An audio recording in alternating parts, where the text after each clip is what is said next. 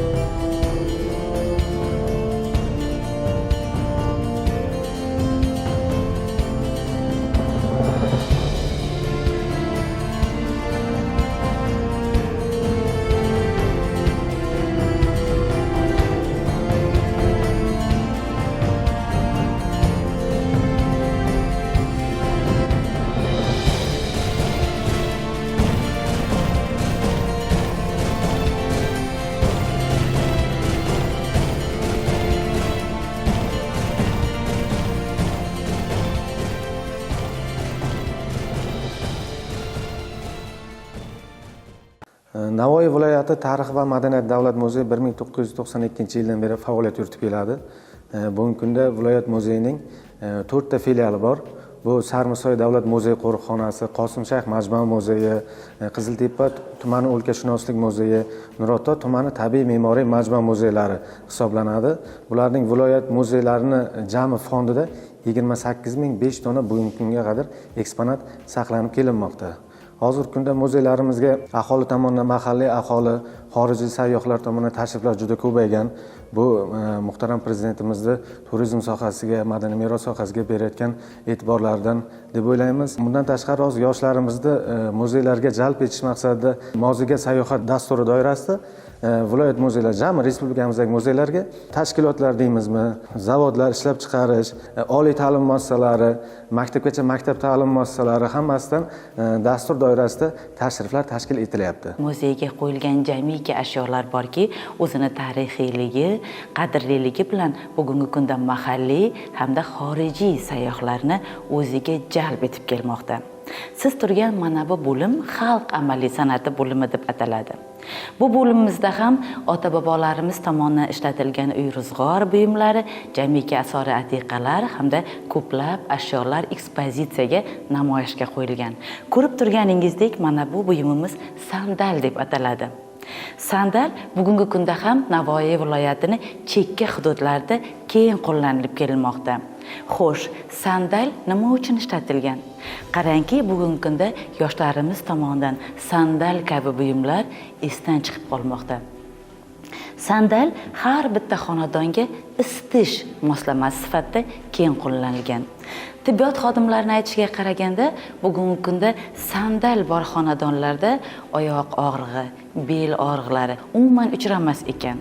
Yana bir ahamiyatliga qarab o'tadigan bo'lsak, mana shu sandal ustiga ota-bobolarimiz misdan ishlangan lalalarni qo'yishganki, o'sha lalalarning ustiga taom iste'mol qilinayotganda mayiz, jiyda, yong'oq, turshak kabi iste'mol qilinishga moyil bo'lgan taomlar qo'yilgan. Bugungi kunda har bitta dona jiyda yoki oddiy turshakni iste'mol qilgan insonda inson immunitetini oshiruvchi barcha kuchlar mavjud ekan. Yana shunisi bilan bu buyumimiz qadrliki, ustida Nuroto kashtachilikka xos bo'lgan sandal po'shlar qo'yilgan. Sandal po'shlar ham o'zimizga xos bo'lgan Navoiy viloyatini, Zarafshon vohasini, san'atini hamda madaniyatini targ'ib qilinadigan gullar, bezaklar bilan bezatilgan. Ahamiyat bering, har bitta buyumga berilgan bezak o'zining mazmun mohiyatiga ega. Masalan, qalampirmunchoq tikilganda ahamiyat bersangiz, o'sha oilada suq, ko'z, balo qazolardan asrasin degan mazmunda onajonlarimiz, buvijonlarimiz kashta tikilgan. Yoki humo qushi. Humo qushi oilada tinchlik ramzini bildirsa, anor shakli esa serfarzandlik, jipslik ma'nosini aks ettirgan. Mana bu buyumimiz ko'rib turganingizdek keli deb ataladi. Dukkakli hamda boshoqli ekinlarni yanchish maqsadida ishlatilgan. Bugungi kunda onajonlarimiz bahor mavsumida sumalak tayyorlashda, maysalarni yanchishda ham keng qo'llaniladi. Shaharda istiqomat qilayotgan har bir aholi vakillari bir muddat bo'lsa ham o'zlari bolaligi o'tgan, yoshligi o'tgan qishloq manzarasini, qishloq hududini sog'inadi. Siz ko'rib turgan mana bu ekspozitsiya tandir, o'choq, nonparlarimiz, savatlarimiz mana shu muhitni shakllantirishga, muhitni yaratishga zamin bo'ladi desak mubolag'a bo'lmaydi. Qadimda ota-bobolarimiz mis buyumlarimizga ko'proq e'tibor qaratilgan. Mana bu vitrinamizdagi buyumimiz esa oftoba deb ataladi. Misdan ishlangan bu oftoba suv saqlash, suv tashish maqsadida ishlatilgan. Ko'ringki, o'zini bejirimligi bilan, dastalari, jumraklari bilan shu hududdagi san'at ustalarini, hunarmandlarimizni mohirona ishlaridan darak beradi. Bugungi kunda ham chekka hududlarimizda bu ashyodan keng qo'llanilmoqda. Bu buyumni tarbiyali ahamiyatini aytib o'tishim joiz. Mehmon kelganda onajonlarimiz, otajonlarimiz ukalarimizni yelkasiga sochiq tashlab, kelgan mehmonni qo'liga oftobada suv quyish udum bo'lgan. Bu udum esa bora-bora farzandlarni o'sha mukammal tarbiya egasi bo'lishiga zamin yaratilgan. Yonda turgani esa ko'rib turganingiz olti qirrali kursi deb ataladi. Bu kursimiz ham o'sha duradgorlarimiz tomonidan, xalq amaliy san'ati ustalarimiz tomonidan ishlatilgan. Muzeyimizda joylashtirilgan har bir ashyoning, har bir eksponatning o'z qadri, qimmati bo'lgani singari, mana bu vitrinamizdagi buyumlar ham o'zini davriyligi bilan, qadimiyligi bilan mazmun kasb etadi. Siz ko'rib turgan buyum ip yiguruv moslamasi, charx deb ataladi. Bizga ma'lumki, Navoiy viloyati, Samarqand viloyati hamda Buxoro viloyatini buyuk ipak yo'lida bog'lovchi ko'prik sifatida ahamiyatga ega. Har bitta mana shu Buxoro bilan Samarqandga o'tuvchi Xitoydan deysizmi, boshqa davlatdan kelayotgan hunarmandlar mana shu hududga, Navoiy viloyatiga o'z tajribasini almashtirib turgan. Pastda turgan buyumimiz esa xum deb ataladi. Sopoldan ishlangan bu xum dukkakli hamda boshoqli ekinlarni saqlash maqsadida ishlatilgan. Qancha turishidan qat'iy nazar, bunda saqlanayotgan donlar o'zini tabiiyligi jihatdan o'zgarmagan. Hattoki ikkita dasta qo'yilganda ichi sirlangan xumlarimiz borki, mana shu xumlarga yog' mahsulotlari solib ishlatilgan hamda saqlangan. Omoch ham xuddi shunday qadrli biz uchun. Omoch davriyligi bilan o'zgarib turgan. Oddiy omoch, otga ulangan, ho'kizlarga ulangan omoch va yer yumshatish maqsadida ishlatilgan. Bugun kelayotgan yoshlarimiz aytib o'tishim kerakki, o'sha vatanga bo'lgan faxr, muhabbat, ota-onasiga bo'lgan mehr-muhabbat hamda rahmat tushunchalarini shakllantirishda muzeyimizning o'rni beqiyos.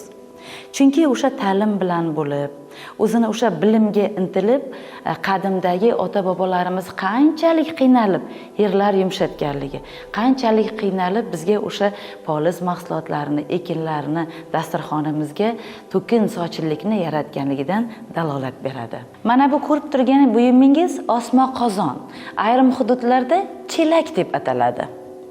Bu buyum misdan ishlangan bo'lib, o'zini nozik, bejirim naqshlari bilan ham xalq amaliy san'ati durdonalarining mohirona ishlaridan darak beradi. Qadimda bu buyumlar suv tashish, saqlash maqsadida, shuningdek, harbiylarimiz tomonidan taom pishirish maqsadida ham ishlatilgan. Qopqoqlariga ega, o'zini ushlagichlari, dastaklari ham bejirim ishlangan. Bu kabi osma qozonlar, chelaklar turli ko'rinishda bo'lgan. Pastdagi buyum esa xuddi shu osma qozonning kichik ko'rinishi. Ko'rinishiga qarab ham ustalarimiz mahoratiga baho bersangiz arziydi. Mamnuniyat bilan sizni keyingi zalimizga taklif etaman. Bu zalimiz etnografiya bo'limi deb ataladi. Shu o'rinda ta'kidlash kerak, muzey ekspozitsiyasini tashkil etgan asor atiqalar, ular matodan ishlangan kashtalar deysizmi, yoxud kulolchilik, misgarlik mahsulotlari bo'lsin, ulardagi naqshlar va chizgilarda allaqanday uyg'unlik, o'xshashlikni ko'rasiz. Bu Navoiy viloyati hududiga xos bo'lgan madaniyatni aks ettiruvchi jihatlar desak, mubolag'a bo'lmaydi. Ayniqsa ajdodlarimizning ana shu yuksak tafakkur xoslasi kiyim-kechak va to'qimachilik buyumlarida yaqqol namoyon bo'ladi. Barcha kelayotgan sayyohlarimiz onajonlarimiz, otajonlarimiz, ota-bobolarimiz tomonidan kiyilgan jamiki kiyim-kechaklar bugungi kunda o'sha rusum bo'layotgan, hattoki Nuroto kashtachilikka xos bo'lgan to'nlardan ham bahramand bo'ladilar. Har bitta buyumga ahamiyat bering. Har bitta buyumni nafaqat kiyib yurish uchun, balki salomatlik uchun, sog'lik uchun ham juda ham foydasi katta bo'lgan. Biz shunday bir yo'l tutdikki, har bitta buyumni bir-biriga parallel tarzda o'xshashligi, ayronligi, farqi aks etishi uchun kelayotgan sayyohlarimizga yaqinroq tushunishi uchun ekspozitsiyani qaytadan yangiladik. Siz ko'rib turgan amir amaldorlarga xos bo'lgan bu buyumimiz oq, zar, matodan tikilgan. Yonda turgani esa oddiy aholi vakillariga mos bo'lgan oddiy tun. Qadimda onajonlarimiz ko'lta po'shaklardan foydalangan, ya'ni bosh kiyim sifatida. O'sha bosh kiyimlarimiz bugungi kunda ichidagi mato, tabiiy matodan bo'lganligi bois boshni, sochni, bo'yinni terlash alomatlaridan oldini olgan. Vaholanki, boshda, bo'yinda ter bo'lmagandan keyin shamollash kuzatilmagan. Har bitta buyum o'zini mazmun mohiyati bilan muhim ahamiyat kasb etgan. Oddiy jamalaklar. Qizlarimizni o'sha 8 yoshdan, 14 yoshdan to o'sha balog'at yoshidan katta yoshgacha momo bo'lish darajasiga ham sochlarda soch popuklar taqilgan. Soch popuklar nafaqat sochda ushlab turish uchun, balki boshni orqaga tortib ayollarimizni go'zallik qo'shib, ajinlarni oldini olishga, shuningdek o'sha ayollarimiz sochlarini o'sishga tabiiyligi bilan ma'lum ahamiyat kasb etgan. Bizning viloyatimizda ko'p millatli aholi vakillari istiqomat qiladi. Rus, Belarus, tojik, qozoq, qo'yingchi ko'p aholi vakillari istiqomat qiladiki, biz kelayotgan sayyohlarimizga nafaqat o'zbek, balki qozoq, qoraqalpoq, tojik millati vakillarini ham liboslarini kengroq namoyish qilishga harakat qilganmiz. Siz ko'rib turgan mana bu vitrinamizda, ekspozitsiyadamiz ashyo Buxoro zarduzligi san'atiga xos bo'lgan ayollar tuni, ya'ni kelinchaklarimiz libosi. Umumiy ko'rinishdan qarab turganingizdek, mana bu tun, boshida esa bosh kiyimlari, oyoq kiyimlaridan namunalar qo'yilgan. Bizga ma'lumki, Navoiy viloyati qadimda o'sha Buxoro zarduzligi tunlaridan ham keng kiyishgan. Bugungi kunda ham bu tunning qadr-qimmati baland. Mana bu vitrinamizda ayollarimiz taqinchoqlardan namuna qo'yganmiz. Bugungi kunda mamnuniyat bilan aytishim kerakki, O'zbekistonimni ayollari taqayotgan taqinchoqlar nafaqat O'zbekiston bozorlarini, balki Yevropa bozorlarini ham egallamoqda. O'zining ko'rinishi, bejirimligi bilan Yevropa bozorlarida ham mana shu kabi taqinchoqlardan namunalar ko'rsatilyapti. Ko'rib turganingiz pastida esa taroq, tutdan, tol shoxlaridan, asosan tutdan yasatilgan bu taroqlar bugungi kunda nafaqat soch tarash maqsadida, balki qon bosimini tushirishda, boshdagi qon aylanishini yaxshilashda, qon tomirlarini kengaytirishda foydasi juda ham katta. Shuningdek, har bitta ashyomiz singari mana bu tunimiz. Karmana tumanidagi Hazora hududidan topilgan mana bu tunimiz beqasam, ko'rinishga ega, bejirim, yonda turgani hali aytib o'tganimdek ko'lta po'shaklar. Nuroto kashtachiligiga xos bo'lgan uslubda bezatilgan. Aytib o'tishim kerakki, bugungi kunda Nuroto kashtachiligi nafaqat O'zbekistonimizda, balki xorijda ham o'zini qadrliligi bilan baland. Chunki kelayotgan sayyohlarimiz ko'proq Nuroto tumaniga, aynan Nuroto kashtachiligi san'atiga qiziqishi ortib bormoqda. Nafaqat ular bu hududda Nuroto kashtachiligiga xos bo'lgan buyumlarni olib ketyaptilar, balki o'zlari yashab turgan davlatga borib, mana shu bizning Nuroto kashtachiligimiz bilan tajriba almashib, o'sha shakllardan, o'sha gullardan, aynan bigiz uslublardan foydalanib, o'z yurtida san'atni, Nuroto kashtachiligi san'atini targ'ib etmoqdalar. Bu buyum esa paranji. Bizga ma'lumki, o'sha hujum harakatidan ayollarimiz paranjini tashlashgan. Qadimda paranjilar o'sha ayollarimizga nomahram erkaklarga qaddi-qomatini, yuzlarini ko'rsatmaslik maqsadida kiyilgan libos. Ko'rib turganingiz qora, bu chochvon deb ataladi. Ot yolidan to'qilgan chochvon. Ichkaridan qaralganda barcha narsa ko'rinadi, tashqaridan qaralganda esa ko'rinmagan. Pastdagi esa mahsi. Mahsi bugungi kunda ham ayollarimiz, xotin-qizlarimiz tomonidan kiyilib kelinmoqda. Onajonlarimiz har bitta qizlarimizga yoshligidan boshlab mahsi kiydirish urf sanalgan. Biz muzeyni aylanar ekanmiz, bu yerda haykaltaroshlik hamda tasviriy san'at asarlariga ham alohida e'tibor qaratilganligini ko'rdik. Ularni tomosha qilib, hudud tabiati, bu yerda yashovchi aholining kundalik turmush tarzidan ham ma'lum darajada xabardor bo'lasiz.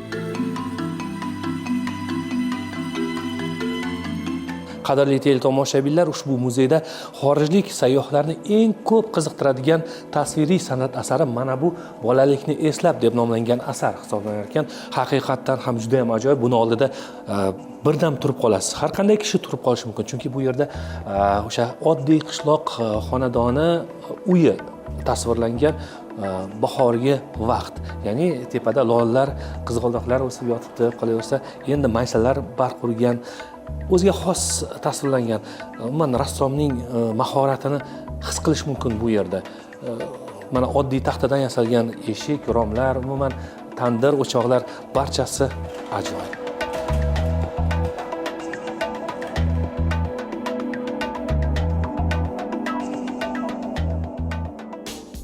Biz o'zimizda muzeydagi zallardagi ekspozitsiyalardan tashqari o'zimizda viloyatimizda ashyolarni respublikaning boshqa viloyatlarida ham ko'rgazmalarga olib boramiz. Masalan, misol uchun bizada Nurota kashtachiligi noyob hisoblanadi. Bu o'ziga boshqacha bir yo'nalishda mohirona ishlanganligi, qo'l mehnati bilan dunyo bo'yicha kashtachilik san'atida alohida o'ringa ega. Biz mana shu Nurota kashtachiligi namunalaridan kashtalarimizni olib borib, mana Namangandagi muzeyda, bundan tashqari Surxondaryodagi arxeologiya muzeylarida ko'rgazmalarni tashkil etib kelganmiz. Bugungi kunda Milliy merosga mening hissam aksiyasi doirasida aholi tomonidan qo'lyozmalar deylikmi, misol uchun uy ro'zg'or buyumlarini hammasi muzeylarga topshirib kelyapti. Biz buning uchun aholidan minnatdormiz. Yanada muzeyimizni fondi boyiydi, tariximiz asrab qolinadi.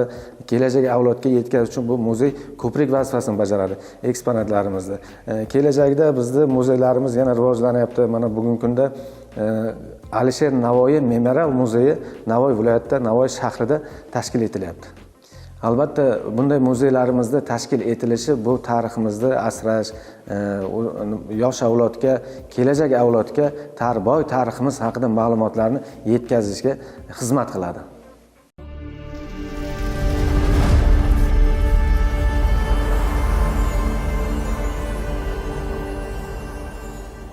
Qadrli teletomoshabinlar, ushbu muzeyda yana bir e'tiborimiz tortgan jihat bu Sarmizsoy qoyatoshlariga bag'ishlangan bo'lim bo'ldi. Bu yerda o'sha qoyatosh suratlari noodatiy tarzda shiftga, ya'ni gumbazda aks ettirilgan.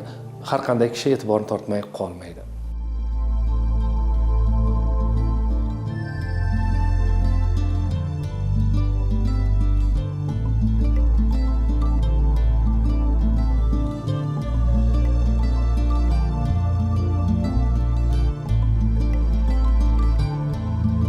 Biz hozir Navoiy viloyati tarix va madaniyati davlat muzeyining tarix va arxeologiya bo'limida turibmiz.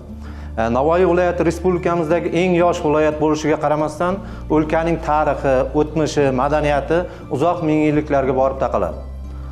Xususan mana shu Narshahiyning Buxoro tarixi asarida Karmana bilan Nurota Samarqand va Buxoro kabi ko'hna shahar ekanligi, unda juda ko'plab rabotlar, qo'rg'onlar, aholi yashash manzilgohlari, masjidlar va maqbaralar borligi haqida so'z yuritiladi.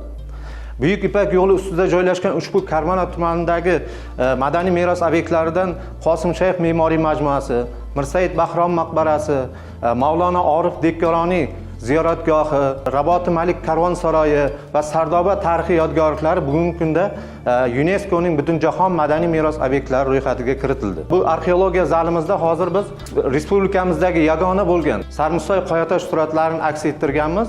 Bu Sarmusoy qoyatosh suratlari O'rta Osiyodagi yagona muzey qo'riqxona hisoblanadi. Sarmusoydagi qoyatosh suratlari 5000 gektar hududni egallagan bo'lib, bu yerda 10 mingdan ortiq qoyatosh suratlari mavjudligi. Unda bugungi kunda uchramaydigan 49 turdagi hayvonot dunyosini qoyatosh suratlarini, undan tashqari ovchilik manzaralarini, undan tashqari xalqi diniy marosimlarning qoyatosh suratlari aks ettirilganini ko'rishimiz mumkin. Yana shuningdek O'zbekiston Fanlar akademiyasi, Samarqand arxeologiya ilmiy tekshirish instituti hamda norvegiyalik olimlar bilan birgalikda bir necha yillar davomida Sarmusoy davlat muzey qo'riqxonasida shu qoyatosh suratlarini o'rganish bo'yicha ilmiy tadqiqot ishlari olib borilgan. Undan tashqari mana shu Sarmusoy qoyatosh suratlarini o'rganish, uni talqin qilish maqsadida 3 marotaba xalqaro ilmiy amaliy konferensiyalar o'tkazildi. Xalqaro konferensiyalarda 32 davlatdan xorijiy mana shu qoyatosh suratlari bilan, petrograflar bilan shug'ullanadigan olimlar, tarixchilar, arxeologlar ishtirok etdi. Ularning o'sha ilmiy xulosalariga ko'ra, Sarmusoy qoyatosh suratlari eng qadimiy neolit davridan to o'rta asrlar davriga qadar bo'lgan qoyatosh suratlari mavjudligi haqida so'z yuritiladi. Shuningdek, Karmanadagi mana shu Burg'uttepa tarixiy yodgorlikda Samarqand arxeologiya ilmiy tekshirish instituti arxeologi Muhiddin Xo'janazarov tomonidan bu yerda ilmiy tadqiqot ishlari olib borilgan. Bu ilmiy tadqiqot ishlarida mana shu Karmanani yoshini aniqlash maqsadida shu yerda topilgan xumni 2300 yillik xum ekanligini ilmiy izohlab, ilmiy isbotlab berdilar. Demak, bu Karmanining tarixi ham 2300 yillik, ya'ni shu Buxoro va Samarqand kabi ko'hna shahar ekanligini shu bugungi mana shu arxeologiya zalidagi eksponatlarimizdan ko'rishimiz mumkin.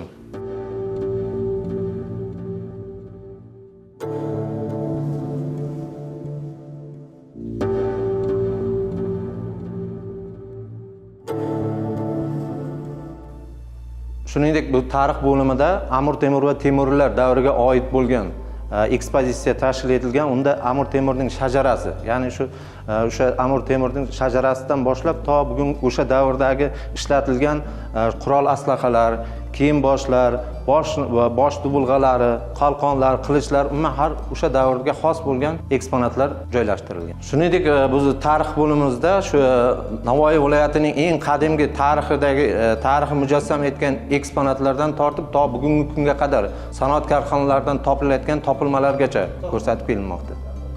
Viloyatimizga tashrif buyurgan har bitta sayoh bugungi kunda muzeyimizda tashkil etilgan arxeologiya bo'limi, tarix bo'limi, etnografiya bo'limi, xalq amaliy san'ati bo'limi, tasviriy san'at bo'limi, qolaversa mana shu mustaqil O'zbekiston tarixiga oid bo'lgan yangi O'zbekiston tarixi bo'limlarini ko'rib, katta zavq bilan tomosha qilishlari mumkin. Ma'lumot o'rnida aytib o'tamiz, mazkur muzeyda ko'rib turganlarimizdan tashqari yana yangi ko'rgazma uchun tayyorlanayotgan asor atiqa topilmalar ham bor. Ularning ko'pchiligi restavratsiya, ya'ni ta'mirlash jarayonida. Bugungi kunda Navoiy viloyati tarix va madaniyati davlat muzeyimizda 5 ta filiallarimiz mavjud bo'lib, birinchi filialimiz Qosim Shayx majmua muzeyimiz, ikkinchi muzeyimiz Qiziltepa tuman ulkashunoslik muzeyimiz, Nuroto tuman tabiiy me'moriy majmua muzeyimiz hamda Sarmusoy davlat muzey qo'riqxonalaridan iborat. 2019-yilda 5238 ta eksponat mavjud bo'lgan bo'lsa, bugungi kunda 28005 dona eksponatimiz ko'paydi.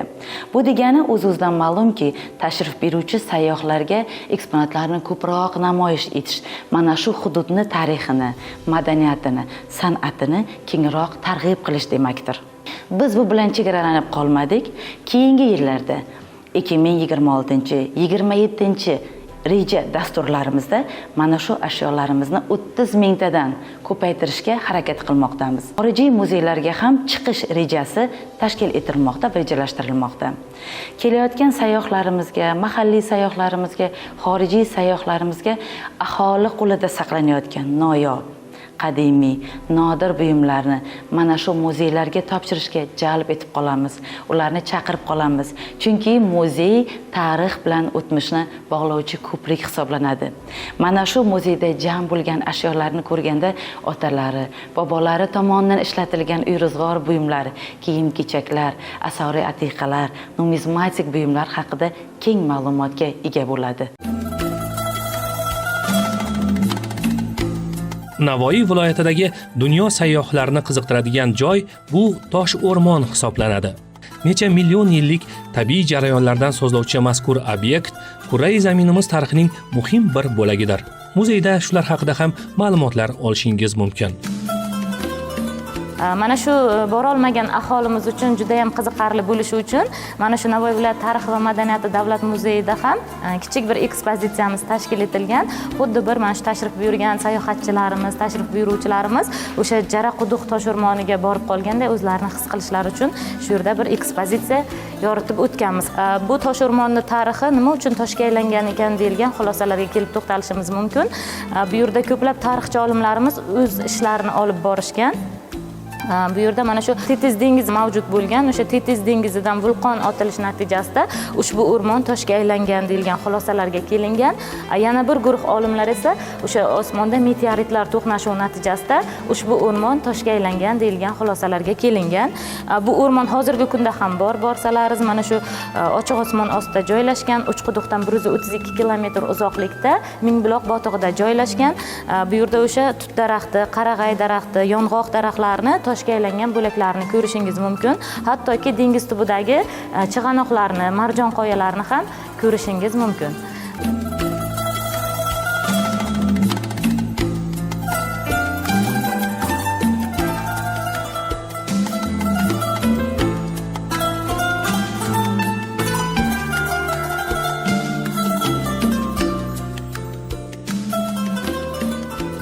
Tarixiy eksponatlarimizdan biri mana shu xumimiz hisoblanadi.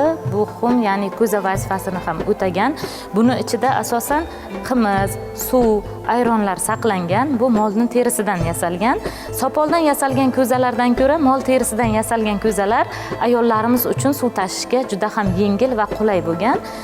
Mana shuni ichida saqlangan mahsulot tezlikka aynib ham qolmagan. Ancha muddatgacha buni ichidagi mahsulot yaxshi holatda saqlangan.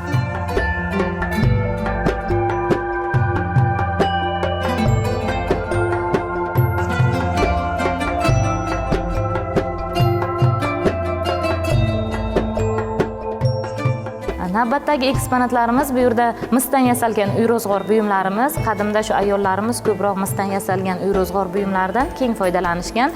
Ko'zalardan, osma qozonlardan. Mana shu osma qozonimiz ham 19-asr oxirlariga tegishli bo'lib, ayollarimiz qadimda bunda taom pishirishda foydalanishgan. Yog'ochlarga osib qo'yishib, bunda o'sha taomlarni pishirishda foydalanishgan. Faqatgina bunda taom pishirishda emas, ayollarimiz o'sha chelak vazifasida ham, suv tashishda ham mana shu osma qozonlardan keng foydalanishgan.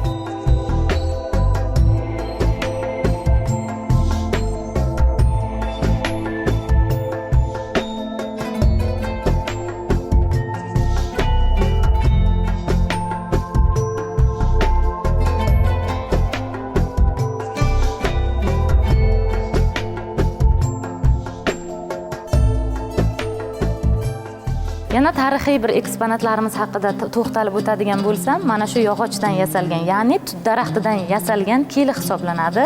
Bu keli ayollarimizning uy-ro'zg'or buyumi hisoblangan. Bunda asosan ayollarimiz maysalarni yanchishda foydalanishgan, mana shu sumalaklar qilishda, maysalarni yanchishda keng foydalanishgan. Yana bir yog'ochdan yasalgan eksponatimiz haqida to'xtalib o'tsam, mana shu yog'ochdan yasalgan kuvi deyiladi. Bunda ayollarimiz moy olishda juda ham keng foydalanishgan. Buni ichiga qatiq va suv solib, qo'l mehnatlari bilan mana shunaqa holatda ishlov berishgan va buni ichiga moy tushgan. U moylarni esa ayollarimiz tuzlab iste'mol qilishda foydalanishgan. Agar uni kuydirib olishsa, sariyog' mahsulotlari ham tayyor bo'lgan.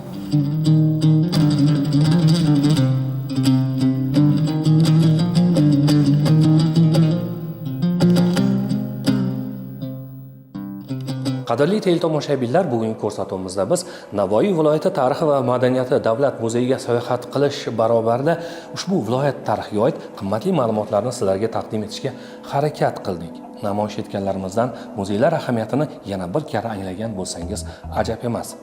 Ekspozitsiyalar zavqini dildan his qilmoqchi bo'lsangiz, yaxshisi o'zingiz muzeylarga tashrif buyuring. Ana shu mulohazalar bilan ko'rsatuvimizga yakun yasaymiz. Yana ko'rishguncha xayr.